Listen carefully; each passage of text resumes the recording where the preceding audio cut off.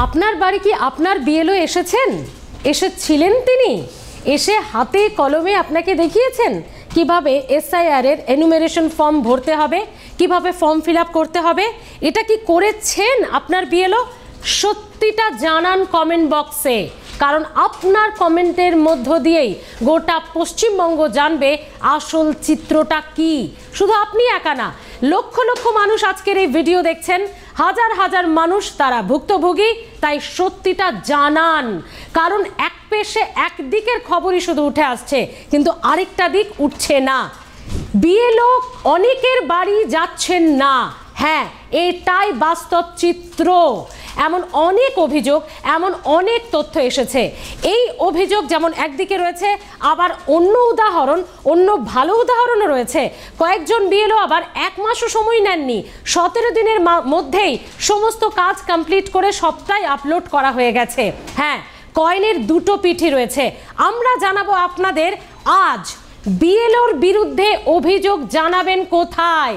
মানে শুধু শুধু তো অভিযোগ জানাবেন না নিশ্চয়ই, আপনি একজন সুনাগরিক, দেশের ভোটার, রাজ্যের ভোটার। যদি আপনি বিএলওর বিরুদ্ধে কোনো অভিযোগ জানাতে চান তাহলে কোথায় জানাবেন? কারণ এমন অনেক অভিযোগ এসেছে, বাড়িতে বয়স্ক মা বাবা তারা বুঝতে পারেননি কোথায় যাবেন, কিভাবে যাবেন। তাদের ছেলে হয়তো এখানে থাকেন না, সন্তান এখানে থাকেন না, বাইরে রাজ্যে অন্য জায়গায় চাকরি করে। তো সেই মা বাবা কি করবে? যখন বিএলওর কোনো রকম খোঁজ খবর করে যখন বিএলওর বাড়ি পর্যন্ত গেছে, সেখানেও দুর্ব্যবহার করা হয়েছে, এমন অভিযোগও কিন্তু আছে। আবার এমন অভিযোগ আছে, মানে এই পুরো ব্যাপারটা তো নিজেদের মেয়ের বিয়ে হয়ে গেছে না, মানে আমরাই আমাদের প্রাণের তাগিদে ফোন নাম্বার খুঁজে বিএলওকে ফোন করে তার বাড়ি যাব, তার কাছ থেকে ফর্ম নেব, নিজেরাই ভিডিও দেখে ভরে দেব, তারপর আবার নিজেরাই দিয়ে আসবো। আবার অন্যদিকে হবে কি, আত্মহত্যা, কাজের চাপ, অসুস্থ হয়ে পড়া, হসপিটালে অ্যাডমিট হওয়া, এগুলো নাকি এসআইআর এর জন্য হচ্ছে। দেখুন, সোশ্যাল মাধ্যমে যে বিতর্ক ইতিমধ্যেই তৈরি হয়েছে, আজকে সেই বিতর্কের আরেকটা দিক আপনাদেরকে জানাচ্ছি। তবে তার আগে জানাবো, বিএলওর বিরুদ্ধে যদি অভিযোগ থাকে, এটা কিন্তু যোগাযোগ করা তার কাজ ছিল, আপনাদের সঙ্গে ফর্ম ফিল আপ কীভাবে করবেন সেটা বুঝিয়ে দেওয়ার।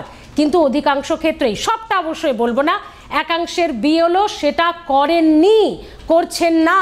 আর এখানে আপনি কিন্তু অভিযোগ জানাতে পারেন, কারণ কমিশন বিএলওদের এই কাজ নির্দিষ্ট করে দিয়েছে, যার জন্য এক্সট্রা পেমেন্টেরও ব্যবস্থা আছে, যার জন্য তারা কিন্তু নিজেদের কাজের পরে এটা করছেন।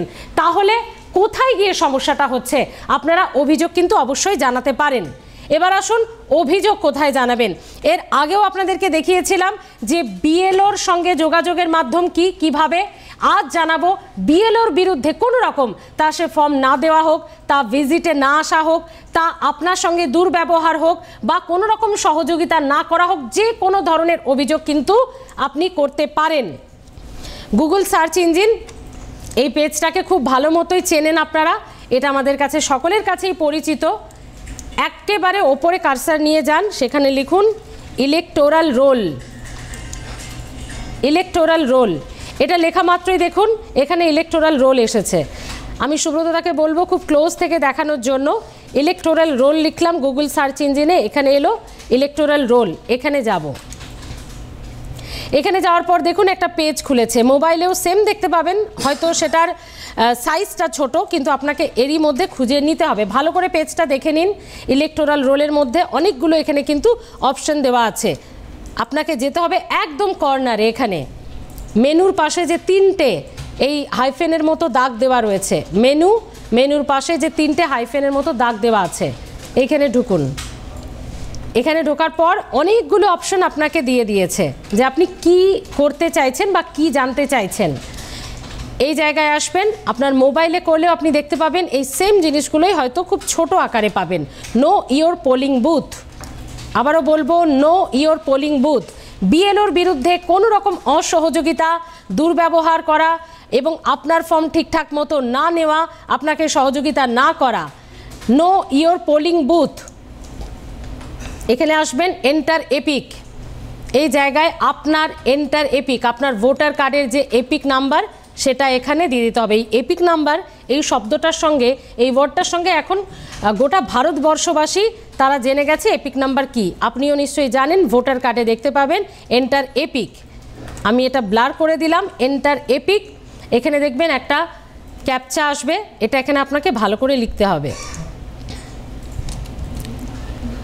আবারও বলছি, যেহেতু এই খবর এখন চারিদিকে এবং বিএলওরা তারা নাকি আজকে আবার আরও বেশ কিছু অভিযোগ জানিয়েছেন, বারবার উঠে আসছে বিরোধীদের তরফ থেকে যে পুরোটাই রাজনৈতিক ষড়যন্ত্র। সোশ্যাল মাধ্যম জুড়ে কিন্তু প্রত্যেকে এই বিষয়টাকে নিয়ে নানান রকম মন্তব্য করছেন। ক্যাপচাটা এখানে লিখলাম, সার্চ।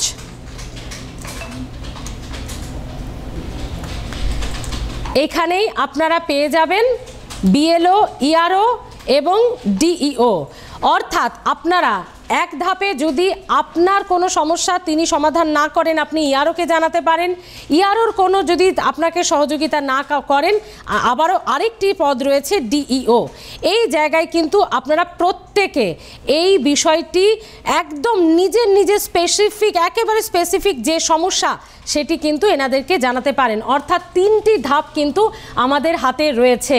এই ধাপগুলিতে আপনি আপনার যিনি বিএলও তিনি যদি আপনার সঙ্গে কোনো রকম অসহযোগিতা করে থাকেন, তাহলে কিন্তু কমিশন আপনাদেরকে আরও অপশন দিচ্ছেন। তাদের ফোন নাম্বারও কিন্তু আপনারা এখান থেকেই পেয়ে যাবেন। আমি এই জায়গাগুলো ব্লার করে দিয়েছি, তার কারণ যেহেতু এটা পুরোটাই একেবারে কনফিডেন্সিয়াল, এই একদম এপিক নাম্বার থেকে শুরু করে এই নাম্বারগুলো, সে কারণেই আমরা আপনাকে শুধু অপশনটা দেখালাম কিন্তু ব্লার করে দিতে বাধ্য হলাম, তার কারণ এটা খুব কনফিডেন্সিয়াল।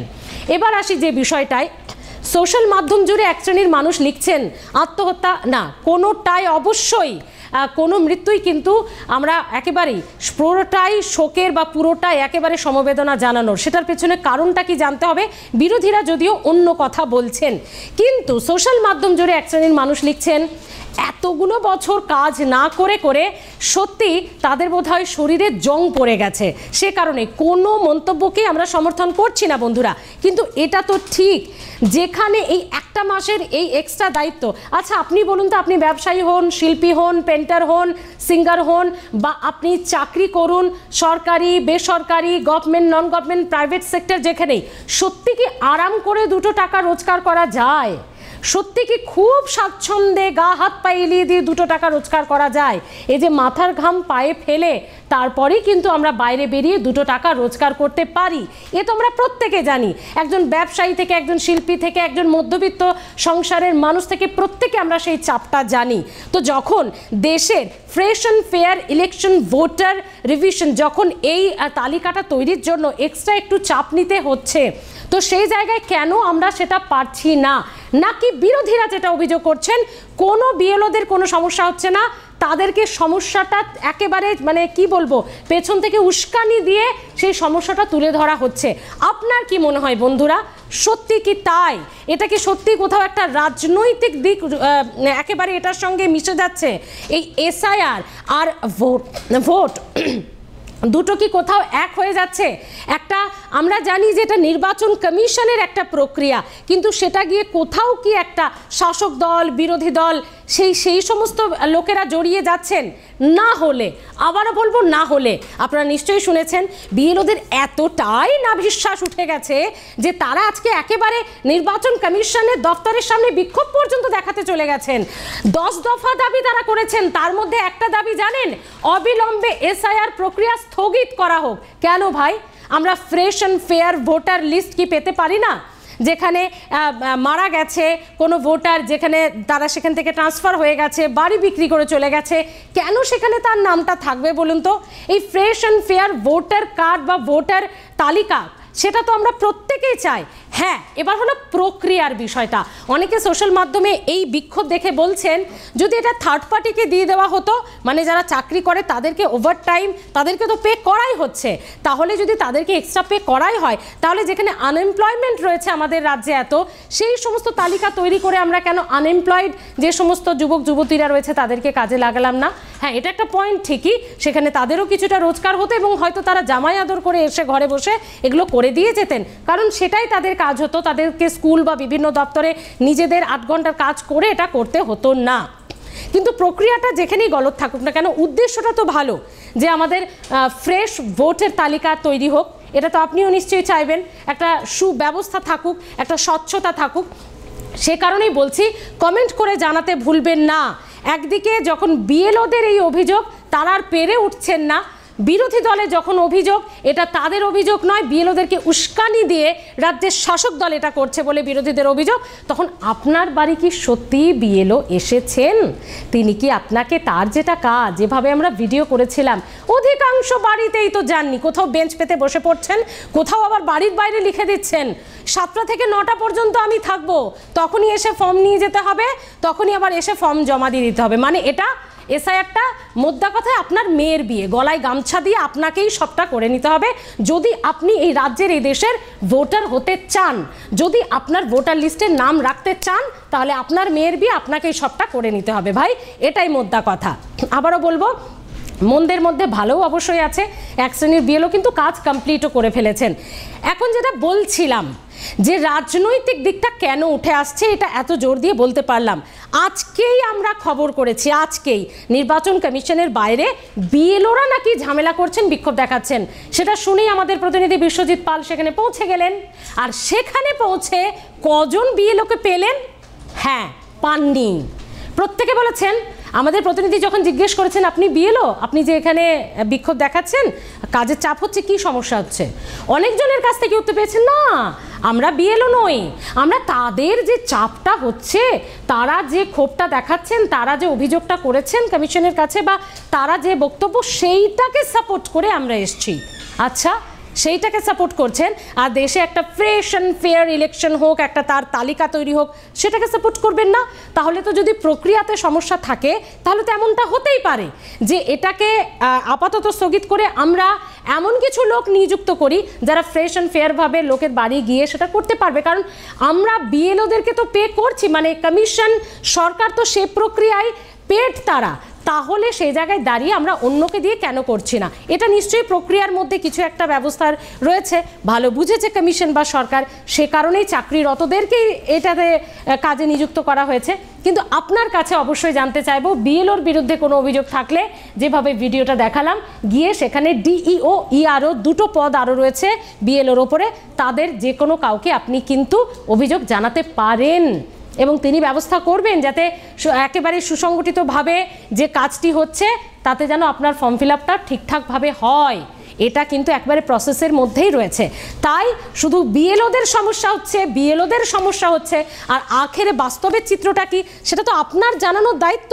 কমেন্ট করুন বন্ধুরা, কমেন্ট করে লিখুন কজনের বাড়ি, আমি স্মৃতি জানতে চাইছি আপনাদের কাছে, কজনের বাড়ি বিএলও গিয়ে হাতে ধরে আপনাদেরকে দেখিয়েছেন। আপনারা অনেকে বলবেন, আহা তারা তো স্কুলে, বিভিন্ন সরকারি দপ্তরে, তারপর তো সেটা করছে। হ্যাঁ, সেটার জন্য অবশ্যই তারা পয়সা পাবেন মাসের শেষে, কিন্তু তারা করছেন। এবার বলবেন যে কাজের চাপ, তাহলে প্রথমেই কেন এই প্রসেসটাতে বলা হয়নি, কেন এত শেষে? আর তাদের বিক্ষোভে কেন বিএলওদের দেখা গেল না, কেন অন্য রাজনৈতিক দলের কর্মীরা দেখালেন? প্রশ্ন, গন্ধ তো একটা অন্য পাওয়া যাচ্ছে। আমরা কোনো দলকে সাপোর্ট করে কথা বলছি না, বাস্তব চিত্রটা আজকের দেখে আপনাদের সামনে তুলে ধরলাম। আমরা আপলোড করতে পারছি না সার্ভার ডাউনের জন্য, বিভিন্ন সমস্যা চলছে টেকনিক্যালি। তারপরও আমাদের কাছে আপডেট জানতে চাওয়া হচ্ছে, আমাদেরকে বোঝানো হচ্ছে তোমরা কোন জোনে আছো আপলোডের ক্ষেত্রে। কাজে এই সময়সীমার মধ্যে এত ভোটার, যে লিস্টে আমার নিজের বুথে 1168 জন ভোটার রয়েছে, কাজে আমরা এত কম সময়ের মধ্যে করতে পারছি না। সারা রাত জেগে আমরা কাজ করছি, কোনো সময় আমাদের বিশ্রাম বলতে কিছু হয় না। এমনকি আমাদের ফর্মে যেগুলো আমাদের নাম্বার পর্যন্ত দেওয়া হয়েছে, আমরা আপলোড করব না মানুষের ফোন ধরবো। টিচার হিসেবে যে সম্মান ছিল, ফিল্ডে নেমে কাজ করার ফলে বলছে ওরা তো প্রচুর পয়সা পাবে। আমরা এখনও আমাদের অ্যাকাউন্টের স্লিপ নেওয়া হয়নি, অ্যাকাউন্টে টাকাটা আসবে তো।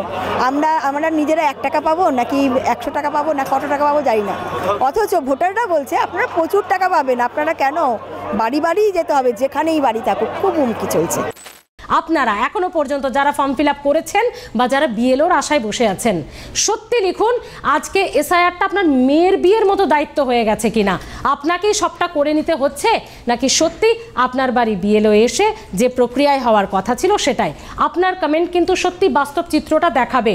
প্রথম কথা, দুটো আপনাদের কাছে রিকোয়েস্ট রাখবো, একটা কমেন্ট করে জানাবেন আপনি ফর্ম ভরতে গিয়ে আপনার বিএলওর কতটা সহযোগিতা পেয়েছেন, সত্যি সত্যি কমেন্ট করে জানাবেন। এবং আরেকটা বিষয়, এই ভিডিওটা কিন্তু অবশ্যই শেয়ার করবেন, কারণ মানুষের কাছে পুরো বাস্তব চিত্রটাই উঠে আসা, তুলে ধরা দরকার।